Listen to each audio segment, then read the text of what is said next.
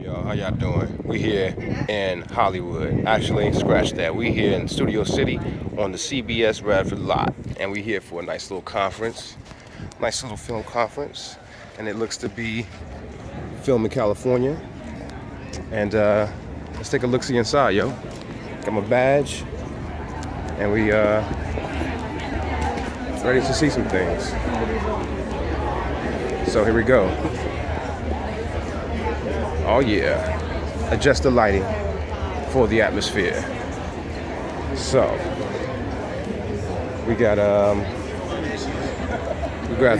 booth, we got presenters, we got people discussing things going on. We got the California Film Commission on deck. Definitely to speak to those people. And we're here. A little bit later, we're going to talk to Joe Mantegna, who should be the host of this affair here. Y'all see all behind me, the active people congregating and networking, as you should, you know, and it's here for Film in California conference.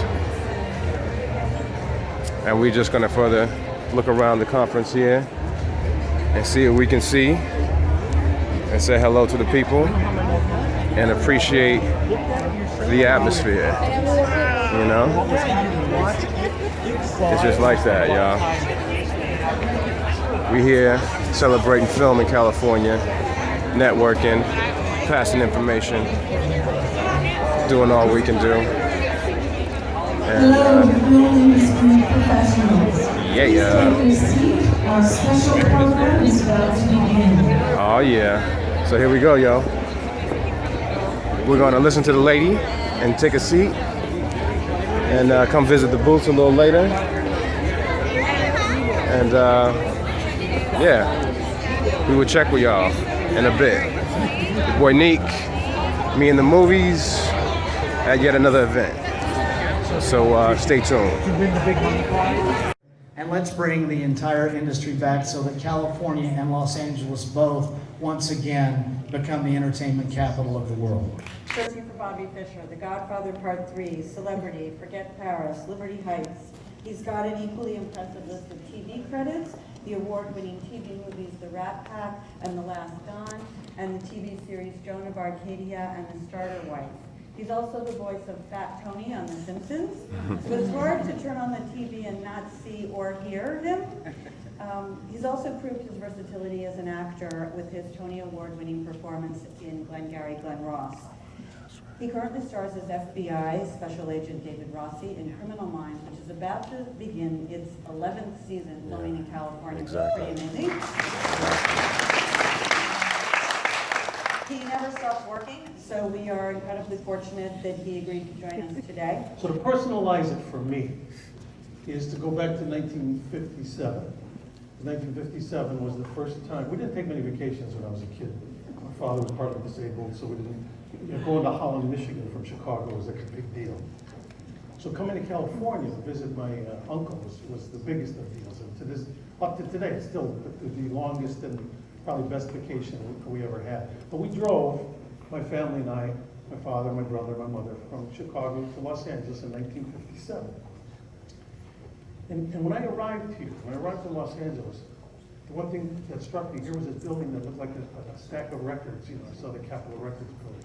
We went to Disneyland, they hadn't even built Tomorrowland yet. There was only 3 lands, you know. I got gypped out of a land. Sometimes we get burned by people who came, you know, that's what happened in that neighborhood. They came in and really misbehaved, and that was it. They stayed up late, they made a lot of noise. They made noise, they left trash behind, they, you know, stepped on people's gardens, you know, things that most of the crews don't do. The A-list crews. Jim, what about you? What have you experienced in and around town? I just went through a situation a couple weeks ago together with the neighborhood, not far from the studio, where they didn't want us in. We had some night work. It wasn't an all-nighter. We weren't doing anything big. But the most vocal people in the neighborhood complained were industry.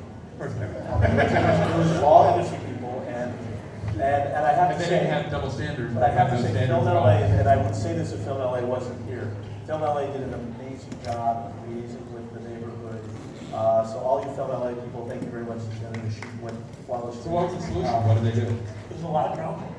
a lot of reaching out to neighbors individually, a lot of inconvenience fees, to kind of make that, but also a lot of, when we really did sit down and work with the neighborhood and say, okay, you don't like the trucks here, we'll move the trucks over here, we'll keep our base camp at CBS Radford, we'll shuttle people over.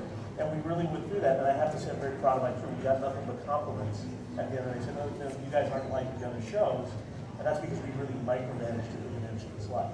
Betsy?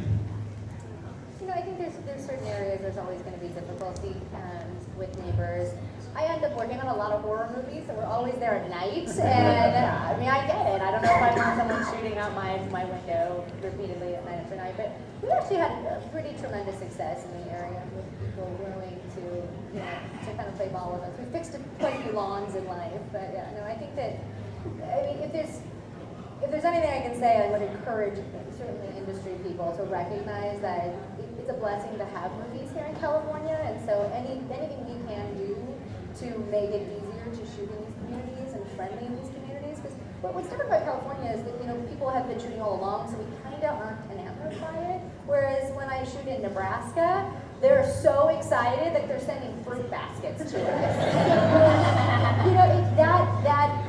Marcy, can you think of some examples?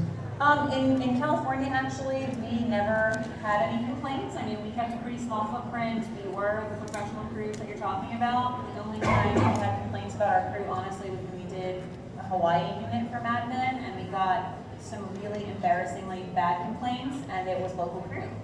We had a local crew member urinating in bushes at the Royal Hawaiian in plenty of restrooms, and we had another local crew member that made fun of a handicapped child that was walking through the lobby, like really appalling things that were so embarrassing to the show. We never had any issues though in LA, like people, our crew knew how to behave in neighborhoods. So obviously the incentive program in the state is changing, or is in the process of changing dramatically. How important is that to you, and how do you think it's going to affect your jobs going forward? I think it's tremendously important. It's, shooting True Blood here was, I think there's these intangibles to everything we're talking about. There's an intangible to the sort of joy of the crew, True Blood, this group that's been together, we've been together year after year, all lived here, we got to go back to our families, come back to work every day. That's an intangible that you can't really, I always said that part of the reason the show's success was this behind the scenes, group of, group hugging all the time. We really enjoyed each other, and it makes the shows better, I think. And I think that, having an incentive that allows us to, Westworld was one of the shows that just got awarded the incentive. If they had to leave and go shoot somewhere else, it would have been, tremendously difficult. Jim, I'm going to follow up on that with makes the show better. That's a very subjective test, as opposed to a very numbers test that maybe somebody in the studio is going to apply to it. So how do you balance that subjective test of this is going to be better for everything, but it's going to cost you? What is that conversation like, and how is it going to change now that there's more money in the pot? It depends on the studio, definitely.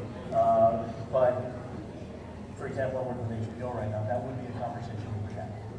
And, the quality of life, quality of crew, quality of access to locations and equipment all plays into that. And yes, we can come up with a number. For example, I'll throw it way back when, but I did another show called Strong Medicine in Lifetime that was on years ago. And the pilot was shot in Toronto. And they wanted to shoot in LA for series. And the edict came down, you can do it for the exact same money in LA, whatever that is. Take out the incentive, take out the exchange rate, all that stuff. So the writers committed to it. So the dialogue that then happens is, okay, we want to stay in LA. How much are we willing to give on the operational creative side? How much are you willing to give on your side? So we meet in the middle. But if everybody makes the effort, we can figure out a way to do it. That's kind of awesome. That's what I love about my job. What's up, y'all? So I'm at the Film in California conference here, and I'm checking out the booths and all the vendors, speaking of the information, and look what I find here. Some information dear to my heart because it's about my hometown, the IE. The Inland Empire Film Commission is here, so let's check out what they have to offer.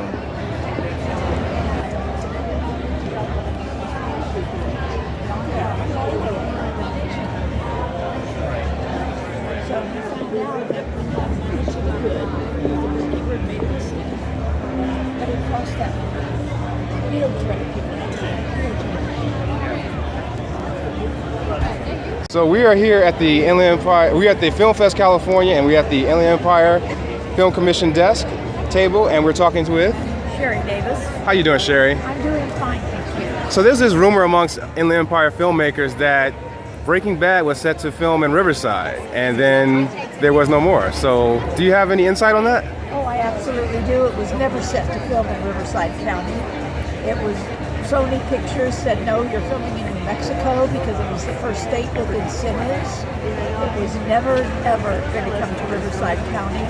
The writer said that he wrote it with the meth labs in Riverside County in mind as he wrote it. Of course, we've never found a lot of meth labs in Riverside County, but there may be some, you never know. But no, it was always going to go to New Mexico. That's just one of those tales that keep going, isn't it? Yes, yes, yes. Well, now we know the truth of it. That's the truth. Indeed, indeed. So I guess all of our Inland Empire filmmakers just have to create something new and put Riverside on the map Absolutely. Come on. for their own purpose. Exactly. Come on. We'll help you. Indeed. Well, thank you very much, Sherry, for talking with us today. You're welcome. Bye-bye. Bye. Okay, now we straighten that. Exactly, right?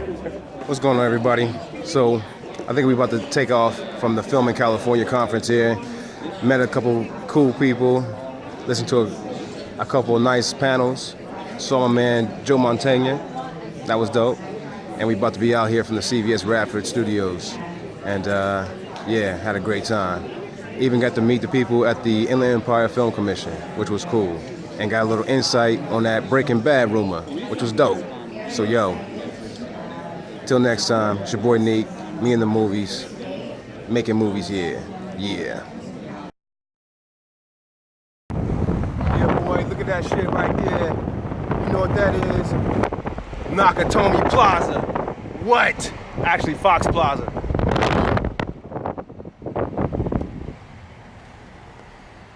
Die hard, motherfuckers. Yeah.